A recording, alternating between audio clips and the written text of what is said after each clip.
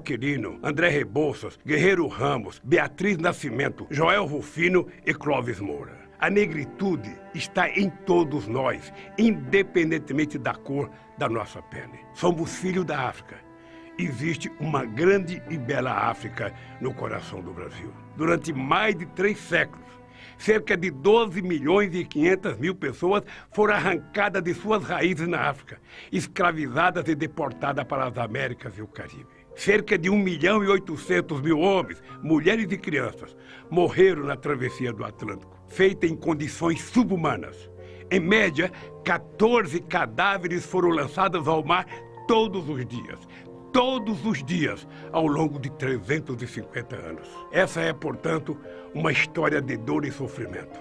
Uma tragédia como nunca se viu antes na história da humanidade. O Brasil foi o principal destino desse tráfico vergonhoso. Entraram nos portos brasileiros quase 5 milhões de escravos, entre 1550 e 1850. De cada 100 indivíduos entrados no Brasil, 84 eram escravos africanos e somente 16 eram colonos ou imigrantes portugueses. Os povos africanos foram bem mais importantes para a formação histórica inicial do Brasil do que muita gente imagina. Somos hoje o 2º país do mundo com maior população negra, atrás apenas da Nigéria, de onde vieram muitos de nossos avós. Se o Brasil fosse uma árvore, como a árvore do esquecimento, veríamos que a escravidão e o racismo estão impregnados em suas raízes históricas. O Brasil foi o último país a acabar com o tráfico de escravos e o último a abolir a escravidão nas Américas. Vivemos quase 4 séculos de escravismo brutal. Isso deixou marcas profundas em nossa sociedade, marcas estruturais que alguns querem negar e esquecer. O governo genocida atual está totalmente empenhado em negar o papel da escravidão na formação do Brasil. O racismo estrutural que define profundamente nossa sociedade e, sobretudo, a luta da população negra contra sua opressão histórica. Temos um presidente que afirma que os quilombolas têm de ser pesados e arrobas, como gado, e que esses descendentes dos combatentes contra a escravidão não servem nem para procriar. Temos um governo que defende as velhas e falsas ideias de que a escravidão não foi tão ruim assim para os negros, de que os povos africanos foram responsáveis pela escravidão e que não há racismo no Brasil. Mais da metade da população brasileira é negra. Mas mesmo sendo maioria, negras e negros ainda se encontram nos patamares mais cruéis de desigualdade, pobreza e violência. No Brasil, a desigualdade e a pobreza têm cor. De acordo com o IBGE, quase 1/3 dos negros brasileiros está abaixo da linha da pobreza. Ao passo que entre os brancos esse índice é de cerca de 15%. Na pobreza extrema estão quase 9% dos negros, enquanto esse número entre os brancos é de menos de 4%. Ou seja, meus amigos, as negras e os negros são 2 vezes mais pobres que os brancos. Em nosso país, o desemprego e o subemprego também têm cor. Em 2018, conforme o IBGE, quase 30% da população negra e parda estava desempregada ou subempregada. Entre os brancos, o mesmo índice era de 18%. As mulheres negras são as mais penalizadas pelos processos de exclusão social herdados da escravidão. Mesmo com curso superior, elas ganham a metade do que ganham os homens brancos para exercerem a mesma função. A doença também tem cor. Negras e negros são os que mais adoecem e os que menos têm acesso à saúde. Eles compõem o público mais exposto ao novo coronavírus, devido à sua condição de pobreza, de desemprego, de trabalho informal, de localização em vilas e favelas, sem saneamento básico. Em nosso país, a violência definitivamente tem cor. Ela se abate ferozmente, como o chicote do pelourinho na pele negra. Nos últimos 10 anos, mais de 650 mil pessoas negras foram assassinadas no Brasil. E os negros são quase 80% dos mortos pela polícia. No Brasil, os negros, principalmente os jovens, são vítimas de um genocídio. Um jovem negro corre 3 vezes mais risco de ser assassinado que um jovem branco. Além disso, de cada 3 presos, 2 são negros. Minhas amigas e meus amigos, Para as elites brasileiras conservadoras, as vidas negras não contam, são descartáveis. Serve apenas como mão de obra barata para um sistema racista profundamente injusto e desigual. Essa realidade terrível e vergonhosa do racismo está entranhada nas relações sociais, na vida cotidiana e nas instituições. O racismo está na forma como enxergamos a sociedade e o mundo. Ele está na crueldade dos preconceitos que impede que vejamos a humanidade comum no diferente. Existe um racismo silencioso e cúmplice, que muitas vezes não se expressa em palavras ofensivas e injuriosas, mas que nega oportunidades à imensa maioria do povo brasileiro com base apenas na cor da pele. Este é, portanto, um racismo corrosivo, que destrói o nosso futuro, porque impede que milhões e milhões de brasileiros realizem plenamente as suas vocações e talentos. Por isso, o racismo desumaniza a todos nós. Por isso, precisamos combatê-lo juntos. Esta é uma tarefa de todos e de todas que acreditam e lutam pela democracia e pela justiça social, e não somente dos negros e das negras. Minhas amigas e meus amigos, nos quase 2 anos de encarceramento injusto que passei, pude ler muito sobre a escravidão e o racismo no Brasil. Descobri que o racismo sempre foi uma prática das elites brancas brasileiras para subjugar as pessoas negras e manter a dominação econômica, social, política e racial. Entendi, com as lições do movimento negro, que as pessoas brancas têm uma grande responsabilidade no combate ao racismo, que existe privilégio por ser branco no Brasil e que mesmo a pessoa branca e pobre ainda consegue ser mais protegida do que aquela negra e pobre. Compreendi quão importantes foram as políticas de ações afirmativas e de igualdade racial implementadas no meu governo e no da presidenta Dilma, como a criação do Estatuto da Igualdade Racial, o reconhecimento das terras dos quilombolas e as cotas para o ensino superior e o funcionalismo público, que vem dando grandes oportunidades para que negras e negros do Brasil mostrem sua competência. Mas hoje tenho a certeza de que é necessário fazer muito mais. Se quisermos ter um futuro de justiça e democracia, precisamos combater e superar o racismo. Não basta não ser racistas, precisamos urgentemente ser antirracistas, sem igualdade étnica e racial. Assim como sem igualdade de gêneros, não há democracia de verdade, não há cidadania efetiva e não haverá desenvolvimento. Com racismo, não há sequer soberania. Um Brasil racista será sempre pobre, injusto, pequeno e frágil. Portanto, para se reconstruir e transformar o Brasil como desejamos, precisamos de uma democracia que se assuma antirracista. Em nome da vida de todas e de todos, precisamos superar o racismo. Esse Dia Nacional da Consciência Negra serve também para nos lembrar que os negros, na verdade, jamais foram subjugados pela escravidão. Que o povo negro não é o que a escravidão e o racismo fazem dele. Que ele é muito maior e mais forte do que isso, que as elites deste país tentaram lhes impor ao longo dos séculos. O grande Nelson Mandela escreveu: ninguém nasce odiando outra pessoa pela cor da sua pele, por sua origem ou ainda por sua religião. Para odiar, as pessoas precisam aprender. E se pode aprender a odiar, elas podem aprender a amar. O racismo é filho do ódio e da intolerância. É também filho do medo ao diferente e do desejo de manter antigos privilégios. Ele vem de um mundo atrasado, triste e sombrio. Mas se, como disse Mandela, ensinarmos as pessoas a amar, construiremos todos juntos um novo mundo democrático, igualitário e bem mais feliz. Um mundo sem racismo e ódio. Um mundo com a coragem de Zumbi de Dandara, pois o ódio é covarde e o amor é valente. Um mundo luminoso de vida para o Brasil. Este mundo, minha gente, é possível. Ele não só é possível, este é o mundo necessário para que todos sejam livres, para que todos sejamos humanos. É o mundo de que todos, negros e brancos, precisamos para viver.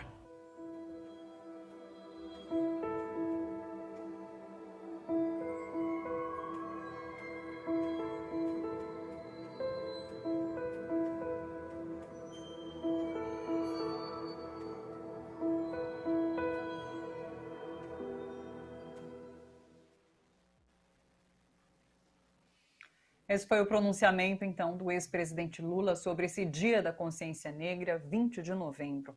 Aqui no Brasil, as estatísticas mostram que 76% das vítimas de assassinatos são negras.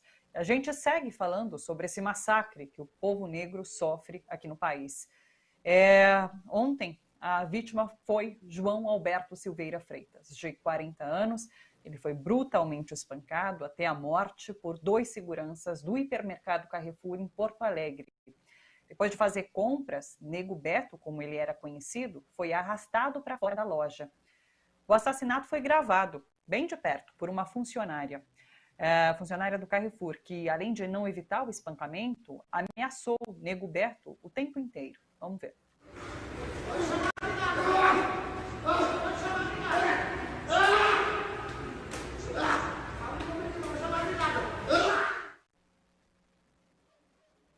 Enquanto o Nego Beto era espancado, essa funcionária conversou com clientes que também assistiram tudo sem intervir.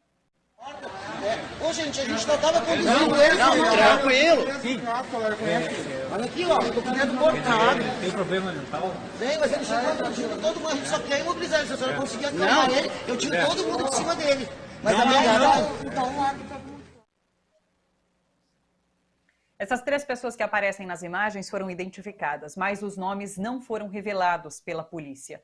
Um dos homens é da Brigada Militar de Porto Alegre, policial militar. Ele prestava serviços ao Carrefour. Os 2 seguranças foram presos em flagrante.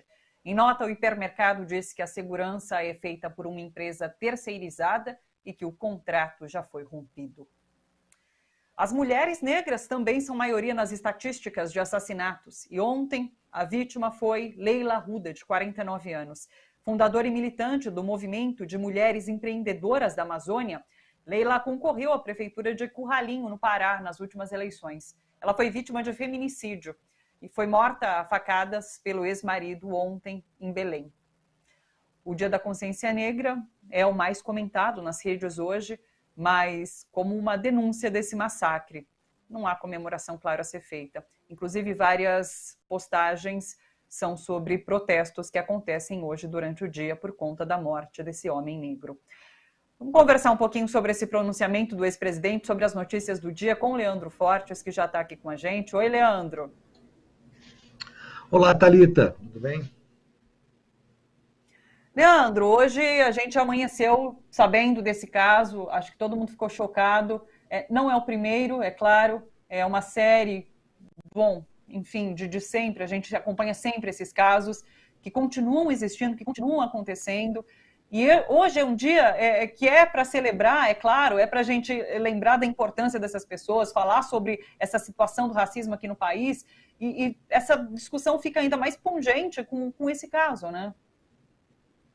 O Brasil, Thalita, é um país violentamente racista, porque o seu racismo, como bem explica o professor Silvio Almeida, e é bom que as pessoas talvez buscassem, né, as palestras do professor Silvio Almeida no YouTube, estão à disposição, são gratuitas, para a gente entender, para que todos possam entender o que significa esse conceito de racismo estrutural, né? Um racismo que está intrínseco na formação da sociedade brasileira, desde o seu início, desde o seu processo de colonização.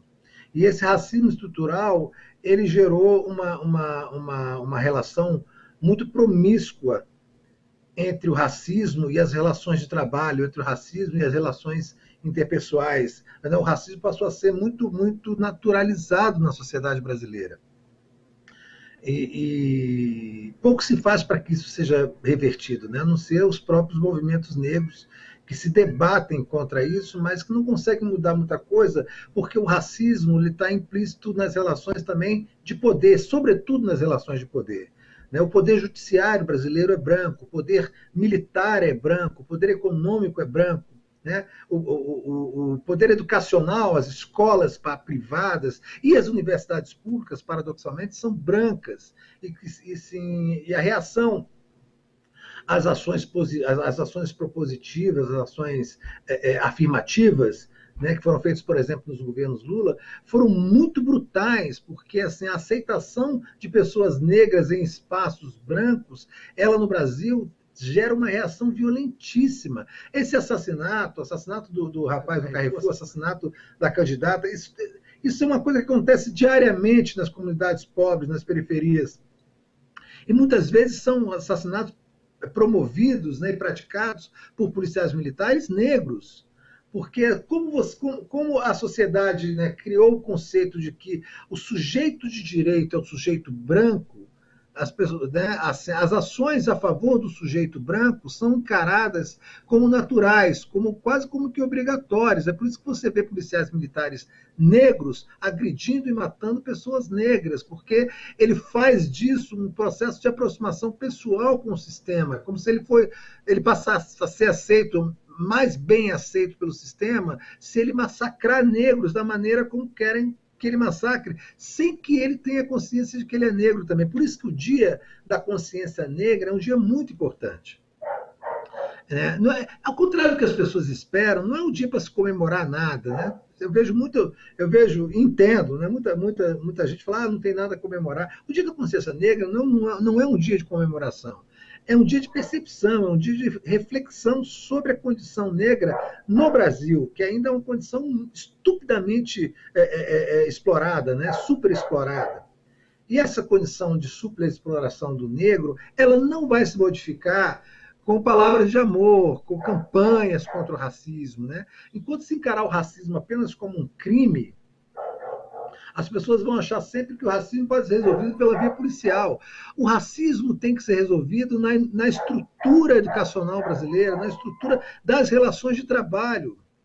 Né? Os negros continuam ganhando menos que os brancos, não faz nenhum sentido isso. Né? A epidermização do trabalho, assim, as pessoas de pele escura ganharem. Em um país de brancos vagabundos, de brancos sem pedigree, de brancos sem relação com a supremacia branca europeia e estadunidense. Né? Nós somos brancos de mestiçagem, nós não somos considerados brancos fora do Brasil, quem é branco no Brasil. Os negros, pelo menos, eles têm uma história, né?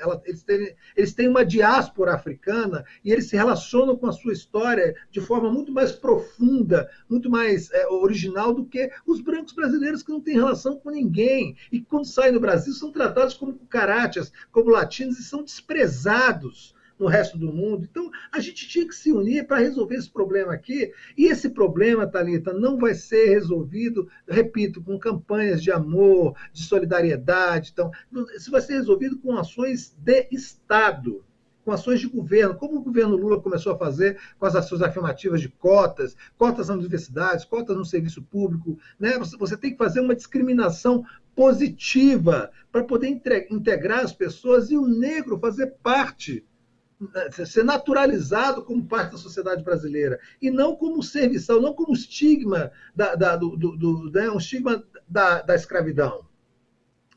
É esse estigma da escravidão que gera tanta violência, Thalita.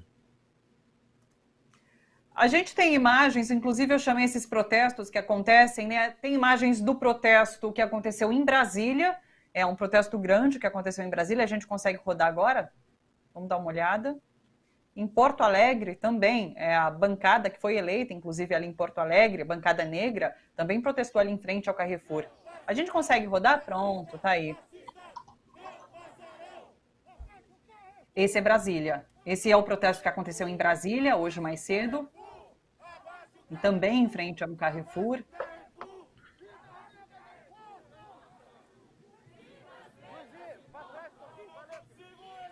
Aqui dentro do Carrefour, inclusive, o mesmo protesto que aconteceu ali dentro do Carrefour em Brasília. E será que a gente já consegue ver também o de Porto Alegre, da bancada negra, que foi recém-eleita agora, domingo? Ainda não, já a gente roda. Agora, Leandro, a gente fala tanto sobre esse país ser negacionista, né? Sobre o governo ser negacionista, é negacionista com a história, com a ciência. E daí o que a gente vê nesse momento, por exemplo, o Mourão veio a público falar, né? Ele disse assim, para mim não existe racismo no Brasil, estão querendo importar. A própria delegada que cuida do caso, ela fala que a causa da morte é sufocamento, mas em momento nenhum ela cita o racismo como causa dessa morte também. É isso, porque a superestrutura do Estado ela foi montada para negar o racismo, justamente para que ele possa ser exercido com absoluta liberdade, para que ele não seja criminalizado, porque, de certa forma, as relações de trabalho no sistema capitalista, e sobretudo no capitalismo periférico do mundo, do qual o Brasil faz parte, eles dependem do racismo. O preto é uma mão de obra barata. Se você cria condições para que ele seja integrado de forma absoluta dentro da sociedade, você perde essa mão de obra barata. Você cria um problema num sistema de relações de trabalho que é muito funcional para o capitalismo. Para esse capitalismo, sobretudo o capitalismo dos países periféricos, né, do capitalismo como é o Brasil.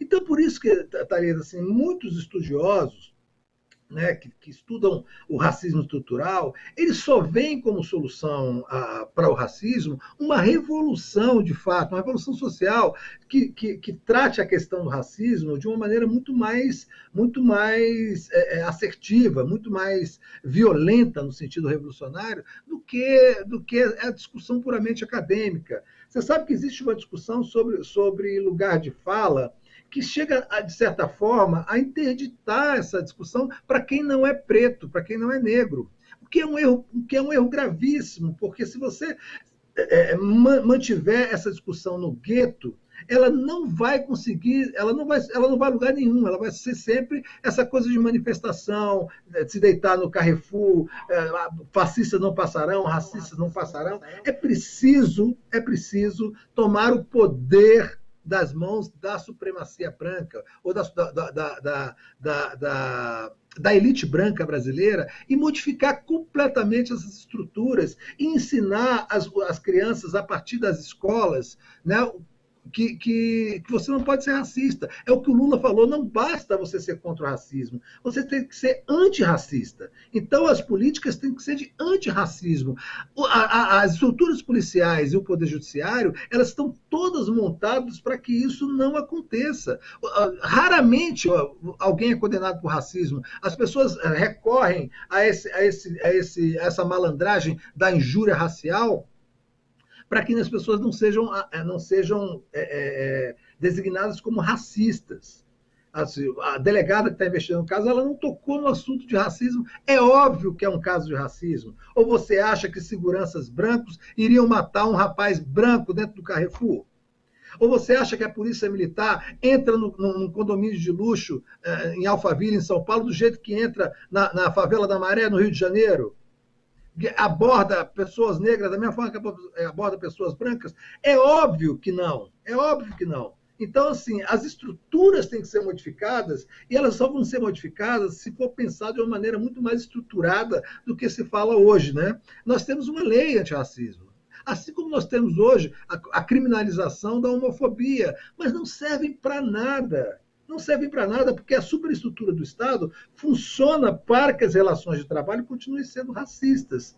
E aí as pessoas se sentem totalmente libertas para ser racistas. Ontem eu fiz uma live, Thalita, com a deputada Andréia de Jesus, da Assembleia Legislativa do Estado de Minas Gerais, uma advogada, uma pessoa ultra qualificada, uma intelectual, uma mulher muito além do comum.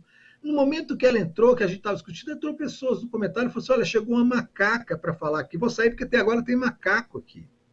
Assim, se as pessoas se sentem à vontade para falar assim, é porque o ambiente institucional permite que elas façam isso. Nós temos um presidente da República que, além de ser um idiota completo, ele é racista, né? Isso não é uma acusação vazia. Existe um vídeo dele no Clube Hebraico do Rio de Janeiro, medindo quilombolas negros em arroba, dizendo que eles não são...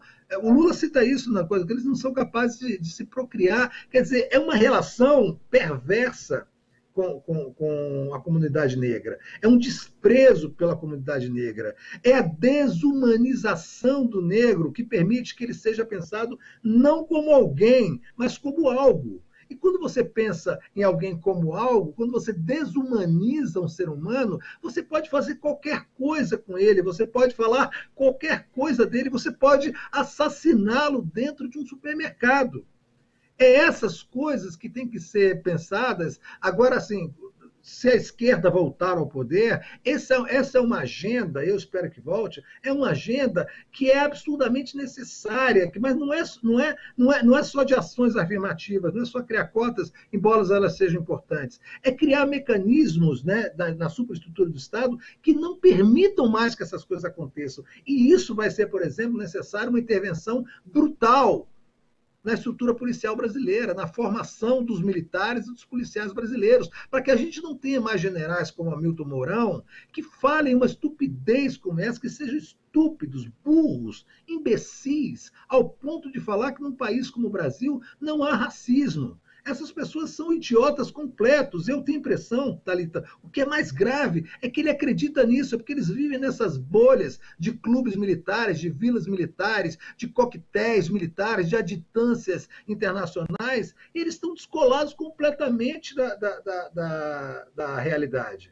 Esses imbecis estão comandando o país. E é óbvio que para a vida dos negros está muito pior com esses imbecis no poder do que quando nós tínhamos um governo progressista, como eram os governos do PT. Acho que você já respondeu, porque durante esse governo a gente não pode esperar nenhuma medida drástica para a resolução desse problema que é o racismo. A gente precisa superar esse governo, a gente precisa mudar o que tem aí para a gente, de fato, evoluir nessa questão, nessa discussão. Angela Davis citou, né? O presidente Lula cita Angela Davis ao dizer que não basta ser contra o racismo, é preciso ser antirracista. A filósofa americana Angela Davis, ele cita Mandela também nessa fala dele, enfim, cita essas personalidades negras reconhecidas. Aqui no Brasil também, Lula fala sobre isso, né? Sobre a importância dos negros para a cultura, para várias áreas, enfim. Eu acho que é isso, Leandro, diga. Só uma coisa importante, eu nesse caso gosto muito mais de Angela Davis do que de Mandela.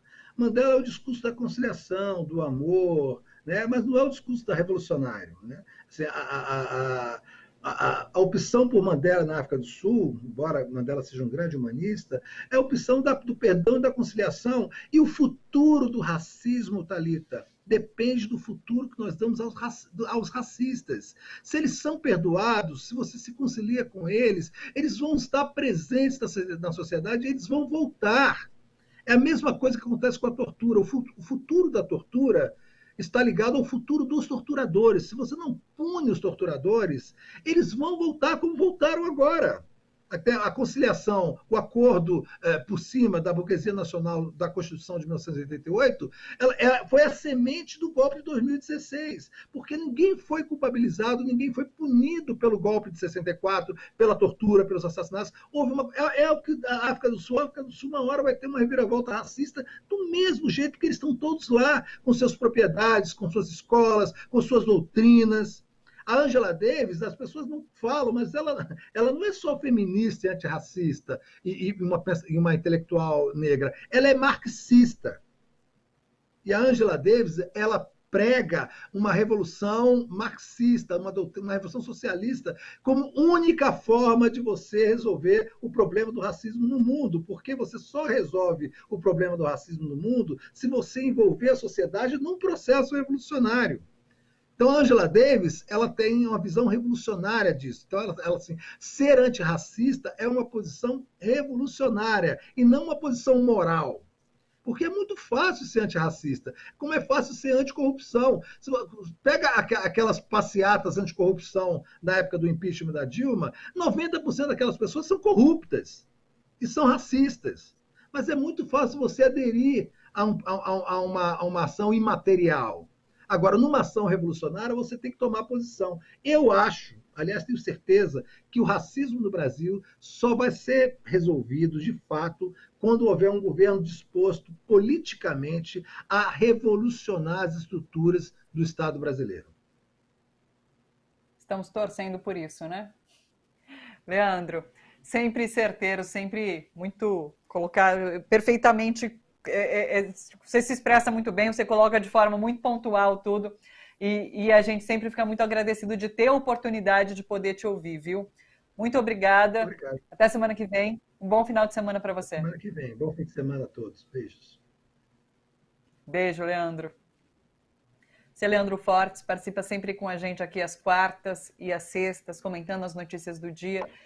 E hoje nos dando essa aula sobre história, sobre esse momento do país.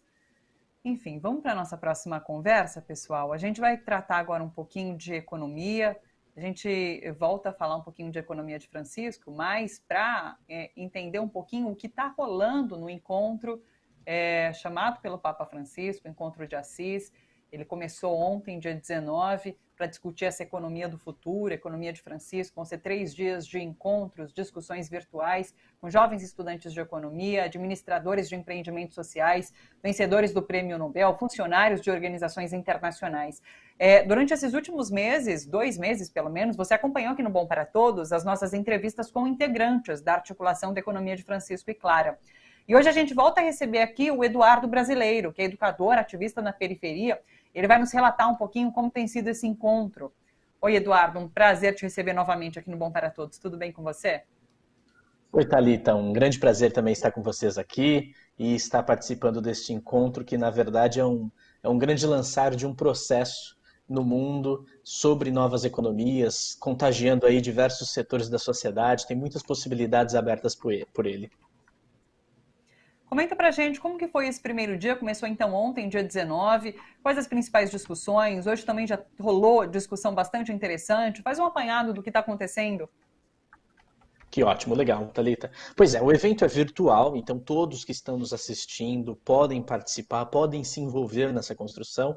Haja vista que nós estamos falando da construção de um grande movimento para superar essa economia que está degradando não só o sistema humano, pessoas, os empobrecidos da Terra, né, mas também o sistema Terra, a vida do planeta como um todo, né? Então, esses grandes colapsos nos convergem numa grande chamada para lutarmos contra essas injustiças. E desde ontem, então, nós estamos vivendo a experiência da mística, da ação coletiva na cidade de Assis. O evento está sendo transmitido de lá, a cidade de Assis, na Itália, é uma cidade onde viveu São Francisco e Santa Clara, que trazem a dimensão da espiritualidade na fraternidade. É legal essa dimensão porque fraternidade nos coloca como irmãos numa comunidade humana, né? E a solidariedade nos arremessa no compromisso com ações sociais transformadoras na construção do coletivo. Então, esse é o chamado que nós estamos tendo. E aí, de ontem para cá, né, até amanhã, quando o Papa Francisco encerra com seu discurso às 13 horas, no horário de Brasília, nós teremos várias atividades. Tivemos ontem um espaço dedicado para a discussão das novas economias a partir do lugar dos limites do crescimento, né? Não dá para a gente acreditar em crescimento infinito num planeta finito. É necessário convergir essas ideias de que a lógica da economia também vem a lógica da produção de economia. A economia virou algo para a esfera individual que não corresponde aos interesses coletivos. Por isso nós temos bilionários. Por isso nós temos uma imensa quantidade de dinheiro acumulada num grupo pequeno, enquanto nós temos maiorias enormes. Mas isso também sustenta o que vocês falavam agora no programa, né? Sustenta a partir do racismo, a partir do patriarcado.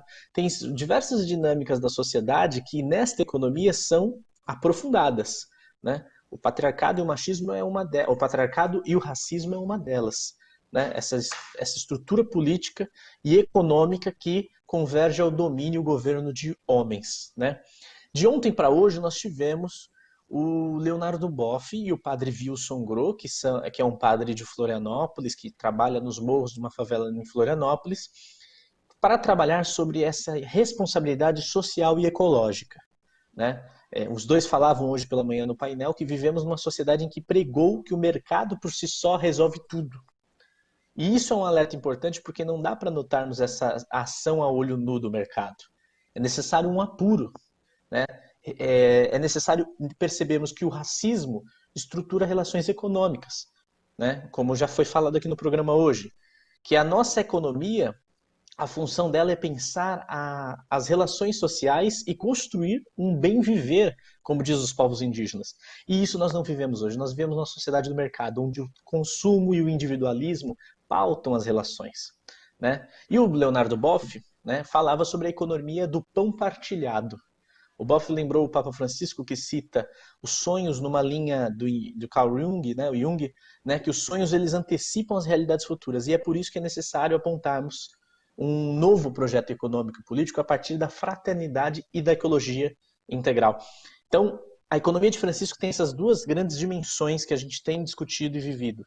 A ecologia integral, esse cuidado com toda a vida do planeta, ou seja, numa perspectiva biocêntrica, e a fraternidade, construindo homens e mulheres que têm a dimensão da cooperação ou da interdependência enquanto homens e mulheres para construirmos sociedade, né?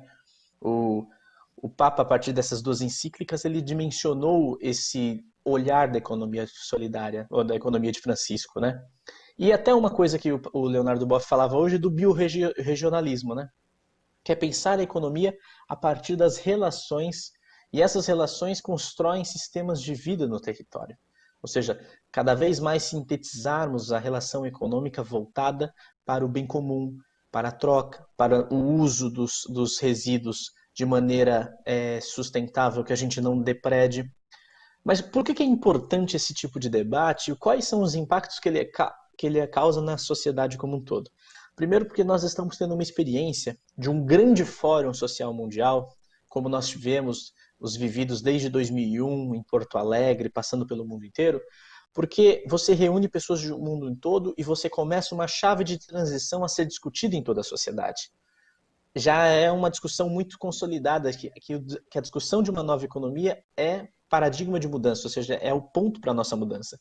Então, por isso que é importante essas ideias que a gente, às vezes, já ouviu, né, já ouviu falar, mas não vê ela ser concretizada no corpo da gente, na vida da gente. E aí entrou o Padre Wilson trazendo essa dimensão de que nós vivemos numa sociedade onde somos atravessados por uma falta de contato com a vida real, né? E cada vez mais nós temos que voltar para a comunidade e conversar sobre a realidade com as pessoas e com isso darmos um start, um início em conexões comunitárias que constroem novas economias. É assim na economia solidária, é assim na economia ecológica, é assim em todas as dimensões que aplicam na vida das pessoas o olhar da consciência crítica, né? Que olham para a vida e colocam aquilo do pensar e agir globalmente, pensar e agir localmente. Essa dimensão de pensarmos política a partir das nossas realidades e construirmos caminhos, né? Eu acho que nós vivemos isso nas eleições, quando nós vemos pessoas sendo eleitas a partir dos seus territórios, né? Coletivos culturais de jovens, movimentos negros sendo eleitos a partir do povo. É essa conexão que o Papa Francisco, a economia de Francisco aponta. Conectarmos ao coletivo, ao território, ao chão, né? E isso ocorre com aqueles que têm familiaridade com a ideia de gratuidade, a ideia de cuidado, né? Porque só assim nós vamos começar a surgir novas economias. Então, teve mais uma fala para encerrar, que foi a do Mohamed Yunus hoje, uma economia a serviço do bem comum, né? Que ele falava que é uma economia a favor do bem comum, ela precisa apontar para 3 zeros. Zero emissão de gases, né? Por conta das mudanças climáticas. 0 bilionários. Muito interessante isso. Um mundo sem bilionários é um caminho para a gente construir uma economia viável para todos. E 0 desemprego, né? Que falavam aqui no programa hoje. Essas 3 dimensões são importantes também porque são matrizes para entender. Bilionário não é coisa bonita e não é sonho de consumo. E nunca vai ser, porque os bilionários são passados de herança, não é, Thalita? Não existe um bilionário que surge do nada, tal, porque infelizmente é um mito de controle dos poderosos. E 0 desemprego para entender que a tecnologia não tem que superar o trabalho humano. Na verdade, ela tem que contribuir. Vale aquele chamado do movimento sindical italiano tempos atrás, né? Que era em todos trabalharem, né? Para todos também poderem repartir do descanso, repartir dos bens da terra e, por fim, termos uma economia partilhada, né? Então, essas dimensões estão sendo debatidas hoje e agora às 16 horas, 16 e pouco, os brasileiros também vão colocar as suas experiências, suas expectativas no encontro global. Eduardo, só para encerrar, me diz uma coisa, a notícia do dia, todo mundo está discutindo esse caso da morte por espancamento desse homem negro lá em Porto Alegre. Você já citou um pouquinho, até mencionando o que foi falado na conversa anterior, sobre ter que romper com essas lógicas do patriarcado, do racismo, para conseguir, de alguma forma, mudar a economia. Essa notícia impactou, de alguma forma, nos debates que aconteceram hoje? Você acredita que impacta, de alguma forma, na discussão sobre essa nova economia, sobre o combate ao racismo, especificamente aqui no Brasil? Nós, enquanto brasileiros, nós colocamos hoje no evento justamente essa dimensão, importância, né, de olharmos o racismo como um fato estrutural desse sistema capitalista.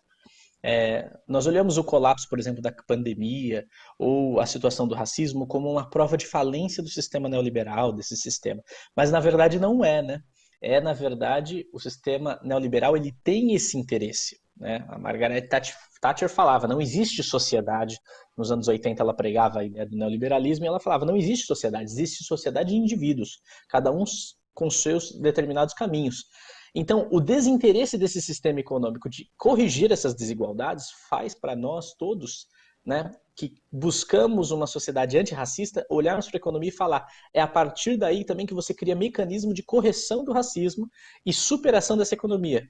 Porque há uma dimensão importantíssima quando a gente olha o racismo no estrito largo, né, que, por exemplo, a gente entende com as comunidades indígenas, a superação, inclusive, como o racismo ele nega culturas, identidade, populações, povos, e essa dimensão é porque ela mercantiliza tudo, né? O índio foi empobrecido. Os pobres nas periferias, sobretudo negros, porque na nossa população negra é predominantemente periférica, esses foram despotencializados do consumo, despotencializados do trabalho. Então, essa economia ela potencializa o racismo.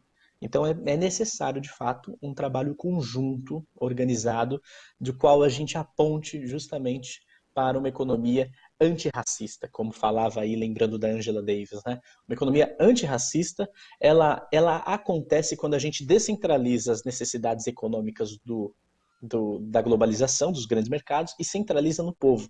Então, por exemplo, na Zona Sul você vê mulheres negras lá construindo, a partir do empreendedorismo social, que é uma chamado econômico capitalista hoje, mas produzindo lá brincos e produtos de beleza a partir do empoderamento negro. Isso é uma necessidade já de conscientização e, sobretudo, de transição econômica, porque você constrói em espaços culturais do povo a consciência crítica que esse sistema não dá. A gente vai sobrevivendo com ele e criando alternativas, enquanto essa narrativa se potencializa no todo da sociedade, para aí sim a gente conseguir fazer essa transição econômica. Então, o combate ao racismo, se não for feito, não estamos construindo novas economias, né? Mas a gente sente uma ausência, não dá para a gente não fazer essa discussão aqui, que é a ausência de representatividade negra nesse debate lá na Itália, né? Nós temos poucas juventudes brasileiras negras. Esse é um percalço do movimento chamado por eles, mas aqui no Brasil, na articulação brasileira, temos feito espaços de discussão disso e isso potencializado. Olha, não dá para seguirmos se não for com essas discussões de representatividade e de luta antirracista, né? Que importante isso. Eduardo, muito obrigada mais uma vez. Acho que a gente encerra esse ciclo de discussão sobre a economia de Francisco e Clara, pelo menos aqui no Bom para Todos. Vocês ainda têm mais um dia de discussão no Encontro de Assis, né?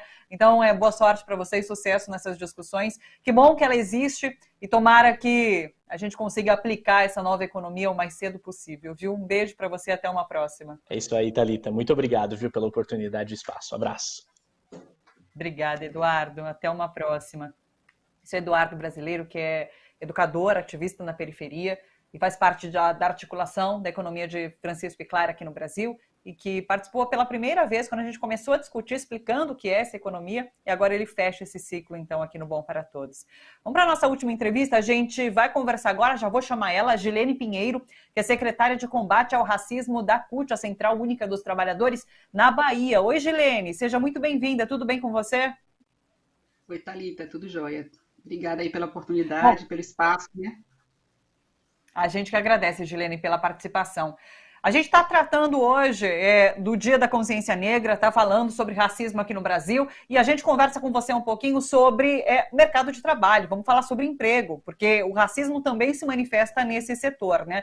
Então, primeiro eu queria que você desse uma geral. A gente vive num momento, inclusive, com um alto índice de desemprego, e é claro que isso deve ser muito pior para as pessoas negras. Eu queria que você comentasse esse momento para a gente. Então, hoje, né, 20 de novembro, a gente está comemorando o Dia da Consciência Negra e é justamente, né, um espaço que a gente utiliza dentro do movimento sindical para estar levando adiante, né, o debate, né, sobre as questões raciais no mercado de trabalho, né, e do próprio movimento sindical.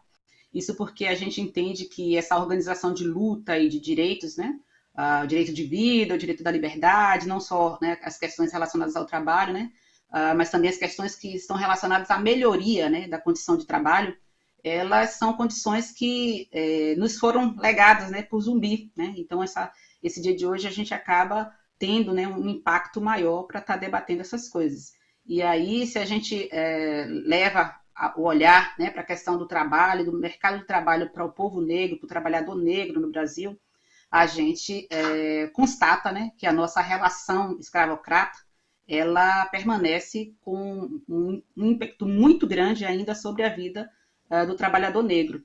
E quando a gente fala sobre essa questão racial do trabalho, a gente tem, por exemplo, uma pesquisa recente, né, que é um boletim, o boletim informativo do DIEESE, agora do segundo trimestre de 2020, que nos traz, né,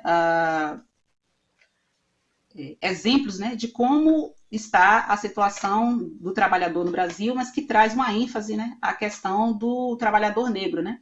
E aí lá no boletim desse segundo trimestre a gente tem um dado, né, sobre a questão dos trabalhadores desprotegidos, né? Quem são esses trabalhadores desprotegidos? Trabalhadores sem carteira assinada, autônomos, né, que não têm acesso aos direitos, né, sociais garantidos, né, pela assinatura da carteira de trabalho. E aí, quando a gente está falando sobre esse número de trabalhadores desprotegidos, o dado que o DIEESE traz, né, em relação ao Brasil, em relação ao Nordeste, e especificamente em relação à Bahia, em relação ao Brasil, o DIEESE mostra que a gente tem 45%, né, dos Vamos rodar, a gente tem essa arte que você está comentando, Gilene. Vamos rodar para as pessoas acompanharem com a gente. Ali, ó, trabalho desprotegido, no canto esquerdo, ali embaixo, né? Então, a gente tem... Deixa eu ver que para mim tá ruim de ler aqui. Negros e não negros. Olha lá, entre mulheres, 64% das mulheres e 45%... Não, eu não tô lendo direito os números. Espera aí, deixa eu pegar aqui com um tamanho melhor. 44%. Isso, são 44% das mulheres negras nessa situação, e aí esse dado aí é do Brasil, e se a gente afunilar e trazer os dados da Bahia, a situação ainda piora, né? A gente tem 46% de mulheres negras nessa situação hoje, em situação de desemprego, né? Situação de trabalho desprotegido, e temos, no caso dos homens negros, em relação a esse quadro aí do Brasil, 45% dos homens negros nessa situação. E trazendo o histórico para a Bahia, nós temos um dado de 55%, né, da população negra, dos homens negros, nessa situação de emprego informal, sem carteira assinada, que é o chamado os trabalhadores desprotegidos, né? Também é importante a gente conseguir também dar uma olhada na questão da valorização salarial, né? Quando a gente fala sobre diferença salarial, e aí a gente está falando novamente de questão de discriminação entre trabalhadores brancos e trabalhadores negros, né? E aí o DIEESE também mostra nessa pesquisa recente agora, né, já durante a pandemia, já analisando dados, né, trazidos já com a pandemia, a questão da diferença salarial, né, entre trabalhadores negros e trabalhadores brancos, trabalhadores não negros no Brasil. E aí o dado do DIEESE, ele, por exemplo, em relação à mulher branca, falando sobre o dado do Brasil, ele nos mostra que a média salarial da mulher branca no Brasil é de R$ 2.660, enquanto a média da mulher negra brasileira é de R$ 1.573, né? A gente consegue perceber essa diferença salarial dada exclusivamente, né, pela questão racial, pela discriminação racial, pela condição de trabalho, né, que é racializada e que o trabalhador é colocado no Brasil. E aí, se a gente traz essa questão da desvalorização salarial, né, da remuneração, para o Nordeste, a gente consegue, né, por incrível que pareça, ainda piorar a situação, né? No Nordeste, a condição da mulher branca, né, a média salarial de uma mulher branca é de R$ 2.105, enquanto de uma mulher negra é de R$ 1.345. E aí, em relação ao homem branco e o homem negro, o homem branco R$ 2.446, enquanto um homem negro R$ 1.542. Então, assim, a gente vê que a realidade, né, e a condição de trabalho da população negra no Brasil, ela reflete muito, né, o histórico do processo de escravidão, onde a gente tinha, né, uma mão de obra escrava, não valorizada, não remunerada, e que após esse processo a gente vem, né, colhendo ainda, né, há muito tempo, e essa situação permanece, perpetua, com a condição de desigualdade salarial, desigualdade de oportunidades no mercado de trabalho, desigualdade de ocupação de cargos, né, de chefia nas empresas, né, não só nas empresas, mas também desigualdade de cargos superiores na política, né? A gente vê a representatividade, né, como um todo sendo delegada à população não negra e a população branca, a população negra apenas sendo, né, refém desse sistema, né, que é um sistema que a gente combate enquanto movimento sindical e a gente entende que tem que ser combatido, né? E é isso, né? A situação em relação ao mercado de trabalho. Agora você fala sobre essa questão da representatividade, daí eu queria, inclusive, que você... A gente já está quase finalizando, a gente vai ter que entregar 4 horas em ponto, mas vamos falar sobre a situação política na Bahia, principalmente Salvador, né? Salvador tem 80% da população autodeclarada negra e não consegue eleger um prefeito negro, né? Eu queria que você falasse um pouco sobre isso também, a composição da Câmara de Vereadores. Existe uma maioria negra ali na Câmara ou é o mesmo fenômeno que se repete de não existir essa representatividade negra também nesse espaço?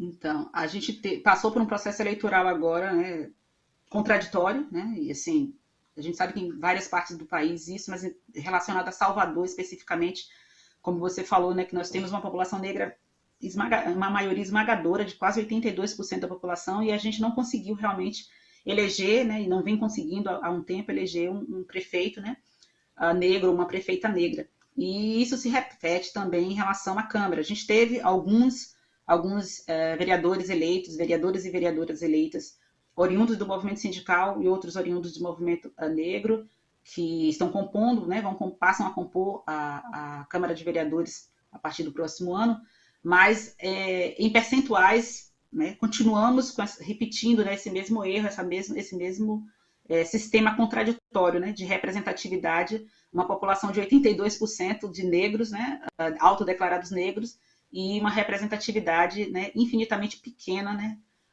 de vereadores e, né, e de governança como um todo, né, na cidade. Isso reflete justamente o tipo de aplicação das verbas, né, que são destinadas, né, a que são destinadas essas verbas. Então, a gente consegue perceber, né, o ciclo vicioso, né, de investimento nos grandes centros, né, como a gente pode dizer assim, nos locais de maior fluxo de turista, né, e os bairros periféricos continuam, né, sem investimento, continuam passando pelo mesmo processo de discriminação e de condição de vida, né, de subcondição de vida que a gente está acostumado. Claro, a gente sempre fala sobre essa importância da representatividade negra na política e você faz essa conexão direta com a situação econômica, com a situação de trabalho, que acabamos chegando por conta dessa falta de representatividade de fato. Gilene, seguinte, vamos chamar aqui agora às 4 horas da tarde, vocês vão acompanhar aqui na TVT a live Racismo Estrutural, Mito da Democracia Racial e o Papel dos Sujeitos Brancos. Às 4 horas aqui em ponto, uma live organizada pela Nacional da CUT, pela Central Única dos Trabalhadores Nacional. E é isso, eu já preciso ir encerrando, inclusive. Gilene, muito obrigada pela participação. A gente volta a se falar numa próxima oportunidade, um pouco mais. E muito obrigada pela participação, viu? Um beijo para você. Obrigada pela oportunidade. Eu convido a todos a assistir a nossa live, agora 16 horas. É isso, já coladinho aqui. Gilene, um beijo para você, obrigada. Deixa eu só chamar essa última foto que eu preciso dar parabéns. Aniversário da minha querida mamãe Edirce, o Silas de Pirituba que mandou. Ela adora Bom para Todos. Por gentileza, mande um beijo para ela. Muito obrigado. Para a dona Dirce, um beijo para você. Obrigada, Silas, por ter mandado aqui a foto também. É isso, pessoal. Muito obrigada pelas participações hoje, pelos comentários todos, viu? A gente volta segunda-feira com Bom para Todos, às 3 horas da tarde. Um ótimo final de semana para todos vocês. Eu vou estar aqui esperando na segunda-feira, tá bom? Beijo e até lá. Tchau, tchau.